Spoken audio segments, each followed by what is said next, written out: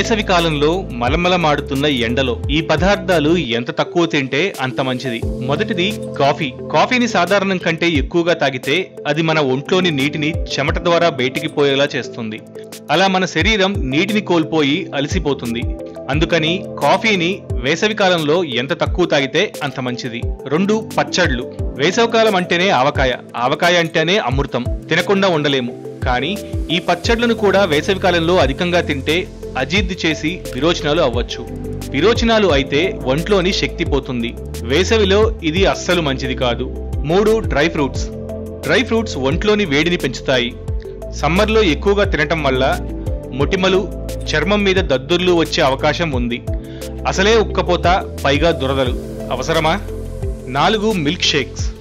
పైనుంచి ఎండ, కింద నుంచి వేడి. ఆ టైంలో కళ్ల ముందు చల్లగా మిల్క్ షేక్ కనిపిస్తే నాలుక లపలపలాడిపోతుంది.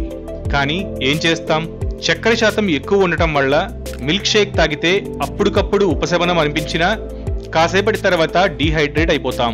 5 స్పైసీ ఫుడ్స్. మామూలుగానే కారం ఎక్కువ ఉన్న ఆహారం తింటే కడుపులో విస్ఫోటనం జరిగి విరోచనాలు అవుతాయి. అలాంటిది మలమలమాడుతున్న ఎండలో ఈ రిస్క్ మనకి అవసరమా? వద్దు భయ్యా, మీరే ఆలోచించండి.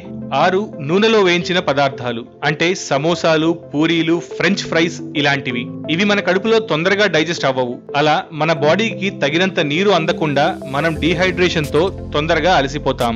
7 సోడాలు. ఎస్, మీరు విన్నది నిజమే. సమ్మర్ లో ఎక్కడ చూసినా మనకు కనిపించేది సోడాల బండి. వెతుక్కుంటూ వెళ్లి మరీ రోజుకో సోడా తాగుతాం. ఈ సోడా కూడా తాత్కాలిక ఉపశమనమే కానీ ఎక్కువగా తాగితే దీంట్లో ఉన్న చక్కెర, ఉప్పు వల్ల మన శరీరం నీటిని కోల్పోతుంది. 8 మద్యపానం. అదేంటి భయ్యా, మద్యంలో చక్కెర ఉండదు, ఉప్పు ఉండదు, అంతా నీరే కదా, వంట్లో ఉన్న నీటిని మందుతో రీఫిల్ చేస్తున్నాం అంటారా? కానీ వినండి, వేసవిలో మందు ఎక్కువ తాగటం వల్ల నోరు ఎండిపోతుంది, వంట్లోని వేడి పెరుగుతుంది.